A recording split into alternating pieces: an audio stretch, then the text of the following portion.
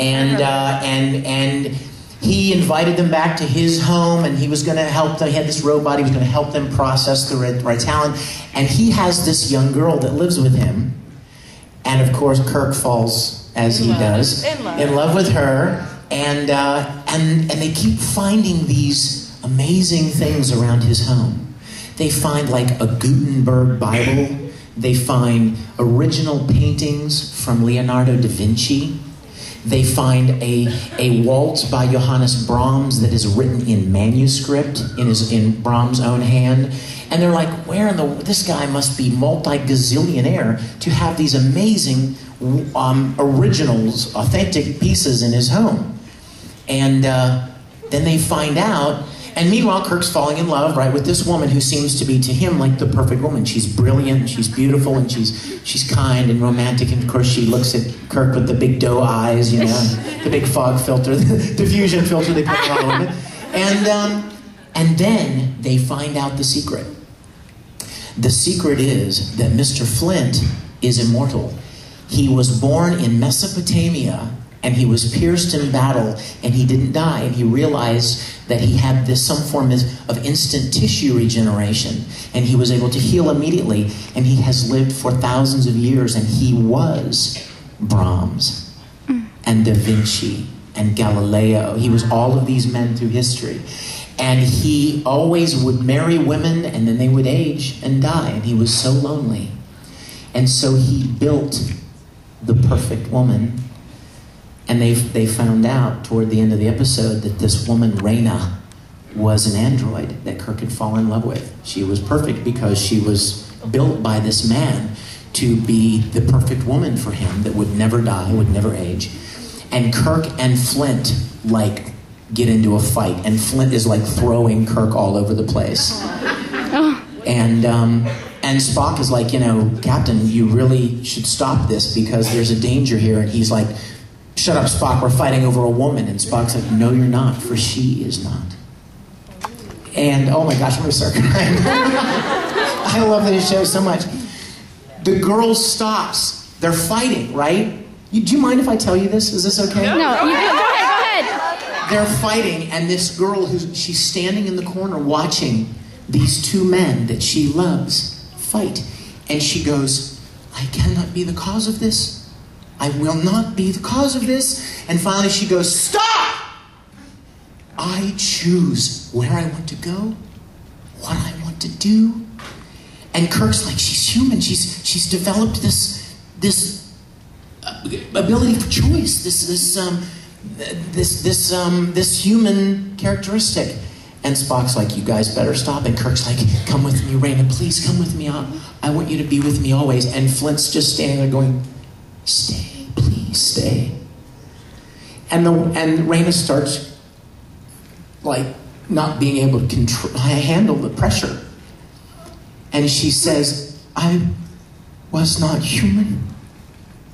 Now, I love. And she falls over and collapses. And they went over, and Flint's like, you can't die. I mean, he couldn't believe it, you know? And Kirk is leaning over her, and he looks up at Spock and says, what happened? And Spock says, she loved you, Captain. And you too, Mr. Flint. As a mentor, even as a father. There wasn't enough time for her to adapt to the enormous power and contradictions of her new emotions. The joys of love made her human, and the agonies of love destroyed her. And then the last scene, oh my gosh. They're in Kirk's quarters, and Kirk is just sitting there at his table, staring at the surface of the desk. And Spock walks in and says, the epidemic is reduced. The Enterprise is on course for Starbase 11, as you ordered. And Kirk is not even looking at him. Kirk is just, I mean, so powerful. It was one of my favorite performances Shatner ever did. He's just sitting like this and staring at the desk. And Spock finishes talking, and Kirk says, a very old and lonely man, and a young and lonely man. We put on a pretty poor show, didn't we?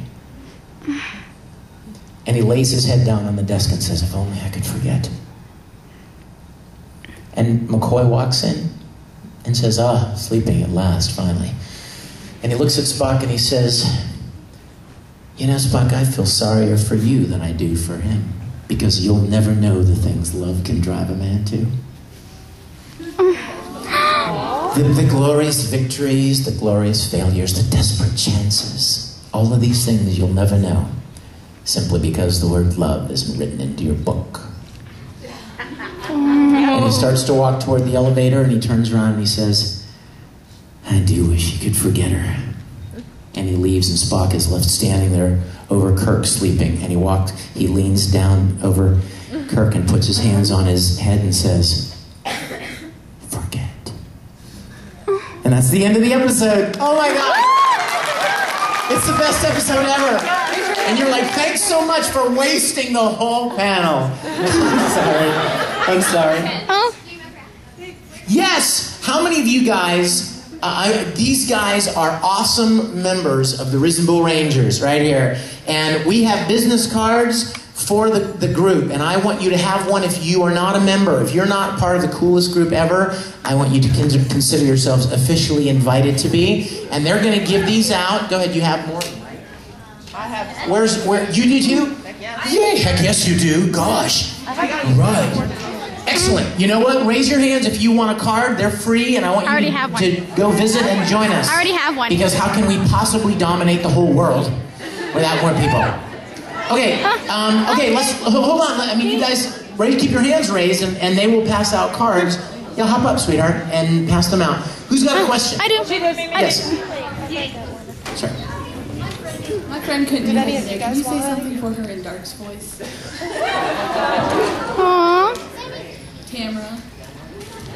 Hello, Tamara. I do wish you'd come to a convention so I could hold you close. Okay, please. Oh, is there a guy with a question? Yes. The weirdest autograph I've ever signed. Wow. Sorry. Well, you know what? One time I signed, somebody came up in an autograph session and they said, I wanted to get a signature. And I said, well, sure, honey, what can I sign for you? And she said, well, I can't bring it into the building. And I'm like, what manner of autograph is this? And she says, it's my car. So we go out, this is what a dork I am. We walk out to the parking lot together, and she gives me this giant Sharpie. It looked like like a rake. I mean, it was huge, it was big. And I signed the back of her car, like the back panel on the driver's side. And as I'm signing it, that's where she wanted me to sign it. And as I'm signing it, I said to her, you know, this will probably, you might want to get it coated or something, because it'll probably wear off pretty quickly with weather. And she went, you're right. Would you sign the inside? And me, being the completely dork person that I am, crawled right into her car. And she's like, would you, I said, where do you want me to sign? She said, would you sign the visor? So we put the visor down, and I'm signing it, and I'm thinking, if this chick has any sodium pentothal right now, and she grabs me and covers my mouth, I'll be gone, and I'll wake up as a male slave in Beirut or something. So that was a weird thing. Yes, sir. What would you say is the weirdest moment you've had while doing voice work? The weirdest moment that I've had while doing voice work? I'm trying to think what would be a weird moment. There was an embarrassing moment. And I've talked about it before, and if you've seen this on YouTube, I apologize, but the answer is always the answer, you know? It's the donut story. Change the story. I was recording Full Metal, I think, and I was looking over the script, and I was reading this line, and it was this very emotional line. So I was practicing it in my head, and we got ready to record, and I'm like, this very powerful, intense, emotional moment, and I was totally getting into the moment. And then I said to the director, okay, I'm ready.